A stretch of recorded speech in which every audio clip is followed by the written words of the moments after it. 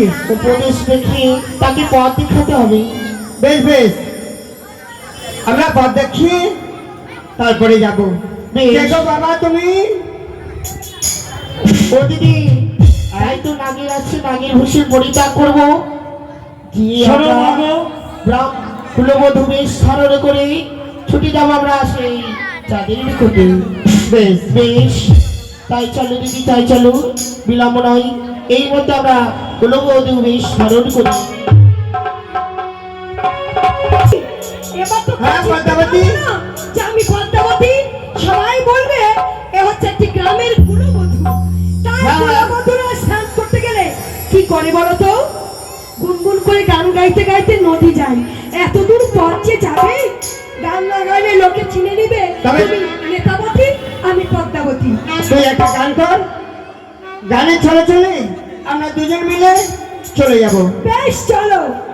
কাঙ্ক্ষতে কলসি লইয়া নদীর ঘাটে দিদি আসিয়া, গান তো ভালো শিখে নিয়েছিস। কাঙ্ক্ষতে কলসি লইয়া নদীর ঘাটে দিদি আসিয়া, তুলেছে চরণ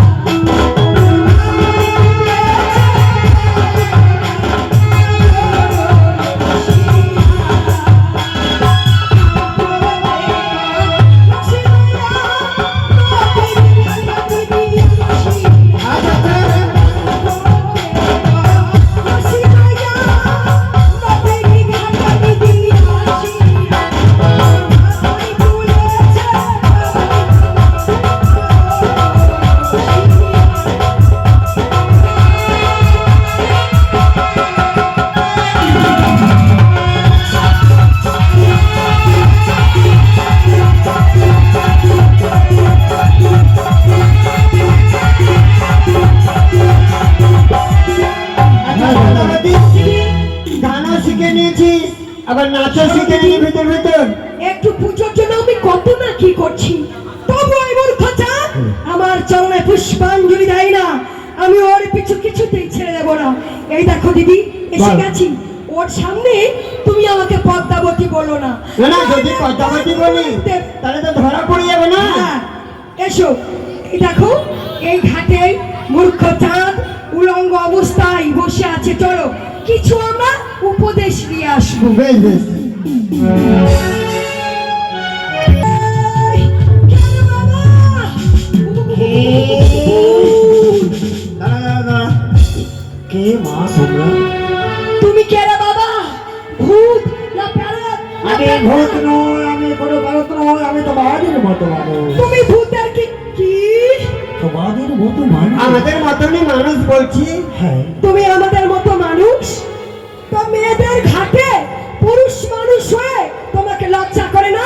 এই জলে বসে আছো, তুমি শোনো। তাই বলছো মা, আমার লজ্জা নেই। লজ্জা নেই বলে আমি গলা নিয়ে বসে আছি, জানো মা? শোনো, তুমি শোনো। আমরা স্নান করে জল নিয়ে গিয়ে রান্না করব, পুজো করব। তুমি যদি থাকো, আমরা মেয়ে ছেলে কি করে স্নান করবো? শোনো মা, আমি যে তোমাদের সম্মুখে যেতে পারবো না। কেন?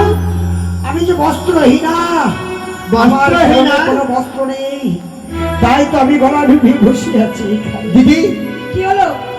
বল, তোর কাছে বস্ত্র নেই?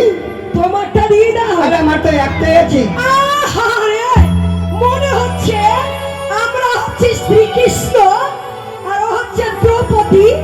আর আমরা দুর্যোধন দুঃশাসন হয়ে বস্ত্র দেব কৃষ্ণ হয়ে, তাই না? বস্ত্র মানে একই কাজ কর, তাকে উপদেশ দিয়ে দিই আমরা।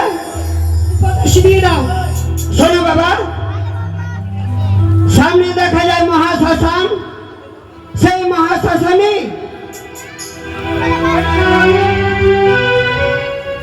অনেক বস্ত্র পড়ে আছে। তুমি চুপি চুপি করে গিয়ে সেই মহাশ্মশানে ওই মরার বস্ত্র পরিধান করে তুমি দূরে সরে যাও। আমরা কুলবধূ স্নান করে জল নিয়ে যাই বাবা। সত্যি, যদি আমরা থাকি তো লজ্জা পাবে। শোনো মা, আমরা সরে যাবো। একটা বলো কথা বাবা। বলবো তোমাদের। হ্যাঁ বলো। বলো। তোমরা একটু বইবো খাও, আমি দ্রুত বেগে ছুটে যাবো সেই শ্মশানে মাঝে।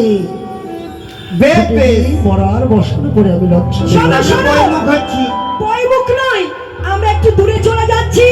বেশ। যাও, মরার বস্ত্র পরিধান করে লজ্জা নিবারণ করে ওই গ্রামের দিকে চলে যাবে। যদি দেখেছি এসে তুমি আছো, এমন করে আমার স্বামীদেরকে ডেকে মারবো। বেশ। তুমি কোন আর দেখাবা জায়গা পাবে না। তাই হবে মা, তাই হবে। বাহ, উপযুক্ত হবে মা।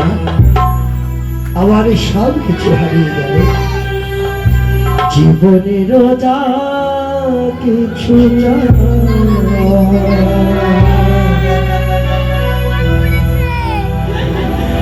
ফুলের সাগরে গেল ভেসে, পেলামি না কিছু আমি, পৃথিবী তোমাকে ভালোবেসে।